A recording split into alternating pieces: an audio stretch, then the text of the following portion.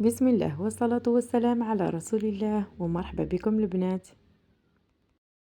وصفة اليوم راح تكون حصرية بنينة بزاف بزاف وسهلة وخفيفة واللي هي طاجين بذوق الشواء. راح ينسيكم يا البنات في المتوم وراح ينسيكم في الشطاطح، صدقوني طبق يستحق التجربة. بنين مجمر وخفيف والطريقة تاعو جد سهلة. قدمته هنا مع هذا الخبز الأكثر من رائع.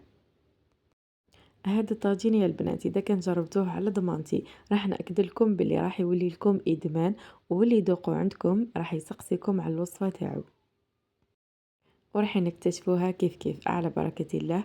هنا في طنجره راح ندير مقدار تاع الزبده عليه مقدار تاع الزيت باش تجينا المرقه بنينه.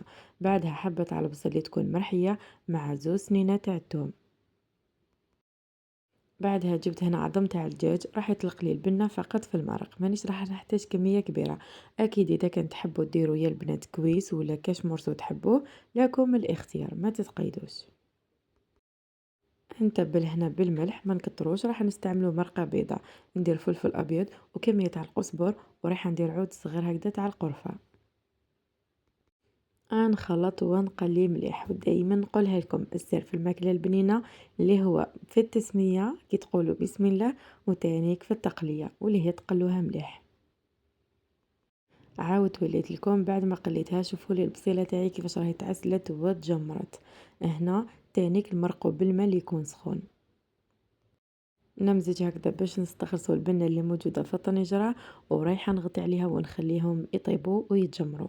مجرد معلومة الحميصة تاعي راهي طيبة على بها درتها في الاخر. نتوما تاعكم اذا راهي خضرة ديروها في اول الامر. ونجوز هنا للسر الأول في هذا الطاجين واللي هو حبة تاع الباذنجان تكون كبيرة. نديها هكذايا ونشويها يا البنات حتى طيب لي. نقعد نقلب فيها هكذا من جميع المساحة ونخليها تتشوى. راح تلاحظوا باللي راح تولي معكم طرية زبدة، وتانيك راح تولي هايلة. وهنا انا درت حبة كبيرة، انتم اذا كان حبيتوا ديروا زوج لكم الاختيار. خلوها حتى تطيب لكم مليح وتولي بهذا الشكل طرية كما راكم تشوفوا ومشوية. نخلوها على جنب. وجبت هنا نص صدر تاع الدجاج، درت عليه 3 فصوص تاع الثوم، كمية تاع المعدنوس والحشيش، ورايحة نطحن كلش. من أبن وأروع الوصفات اللي جربتهم في هذا رمضان اللي هو هذا الطبق، صدقوني بنة مش نورمال. وبعد ما رحيت الدجاج نتاعي تحصلت على هذا الخليط. ندي هنا وعاء باش نخلط فيه باقي المكونات ونحبط كامل المقدار اللي عندي. هذه الوصفة يا البنات زاكية وراح تخرج لكم كمية كبيرة. خليت الدجاج نتاعي اللي رحيته على جنب، وجبت هذيك الحبيبة تاع الباذنجان ورايحة نقشرها. ماهيش راح تعذبكم، رايحة تتقشر بكل سهولة لأنه هنا راهي طيبة زبدة. نقعد هكذايا نقشر فيها حتى نحي كامل هذيك القشرة تاعي.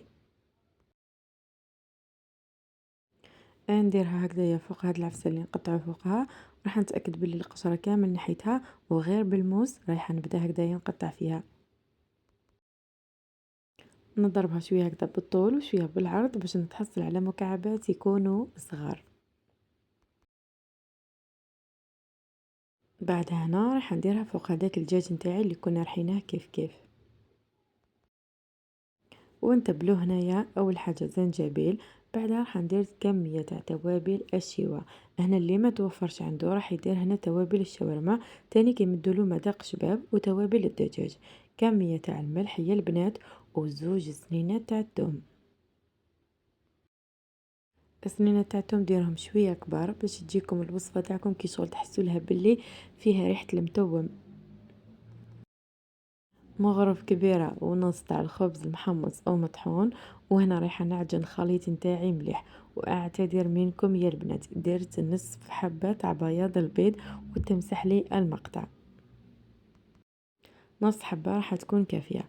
نعجن هكذا نخلط ونتحصلوا على هذا القوام. هنا حسيت له بلي راهو شوية مازال شامخ. واش راح ندير؟ رايحة ندير مغرف كبيرة تاع الخبز ونزيد نعاود نخلط. كما تعرفوا الباذنجان فيه كمية كبيرة تاع الماء، على بها نشفنا هنا السوائل تاعنا بهذاك الخبز المرحي. نتحصلوا على هذا الخليط. هنا راهو مليح معايا، كي تشكلوه كروي يتشكل خلاص. نبداو هكذا ندو مقدار ونشكلو كرات ونحاول هكذايا نكورها باش نتحصلوا على شكل املس. اذا كان لصقت معاكم شويه في اليد تقدروا هنايا تعاونوا يدكم بالماء ولا بالزيت باش تشكلوهم كرات، ما ديرهمش كبار وما ديرهمش صغار لانه بعد راح يزيدوا يعاودوا يتنفخوا معكم. ونكمل المقدار اللي عندي. بعدها جبت هنا مقلاة فيها كمية تاع الزيت، والزيت راهي سخونة نار متوسطة ورايحة نرميهم هكذا ما نمسهم ما والو يا البنات باش ما يتحلوش معايا ويقعدوا محافظين على الشكل نتاعهم. خلوهم حتى تحسوا لهم باللي راهم طابوا من تحت وداو تحميرة خفيفة، تماك رايحين اتقلبوهم.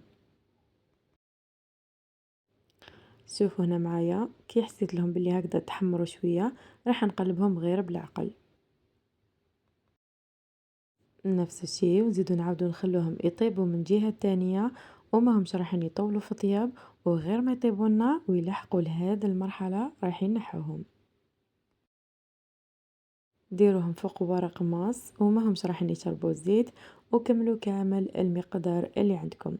المقدار اللي مديته لكم يا البنات حصلت على هذه الكمية وهذا المقدار اللي راح نزيد نعاود نقليه. في هاد الأثناء راح نعاودو نوليو للمرقة تاعنا اللي راهي طابت وتجمرت، راح تجيكم تاني كبنينة عسل رغم انه ما استعملناش فيها اللحم، وهذا العظم اطلق كامل بالنتاعو. هاي لكم راهي تبان باللي راهي مزيتة وهايلة. نديرو هذوك الكرات هكذايا لداخل باش يتشربوا البنة تاع المرقة. وبطبيعة الحال عندي الحميصة اللي راهي طيبة راح نزيد نعاود نرميها هكذايا هي تاني تشرب البنة، نغطي عليهم ونخليهم يبقبقوا واحد ل5 دقايق حتى ل6. اللي يحب الحار يقدر يستعمل هنا راس تاع الحار في الأخير. ويا سلام وبسم الله ما شاء الله تبارك الرحمن، وهذه هي وصفتنا. اكدوا لي على المريقة تاعنا كيفاش راهي تبان هايلة، واللون نتاعها بزاف يشهي. ورايحة نزيد نعاود نزينوها باللمسة الأسطورية الجزائرية اللي هي معدنوس وعويدات هكذا تاع القرفة. ويا سلام صدقوني من أبن وأروع الوصفات اللي راح نجربوهم اللي هو هذا الطاجين. حضروه وفرحوا العائلة تاعكم واستمتعوا بالبنة. ورافقته هنا مع هذا الخبز بإذن الله راح ندير لكم الوصفة تاعو لأنه جد سهل وجد اقتصادي، بدون تعقيدات يا البنات، بدون زبدة بدون بيض بدون عجن ولا دلك، يجي خفيف ويجي مقطن. وباش نشهيكم ونشجعكم وتجربوا الوصفات راح نقسم معكم الخبز، أكدوا لي على الخفة تاعو روعة. هذا وش يليق في هذا البرد ومع هذا الجوع.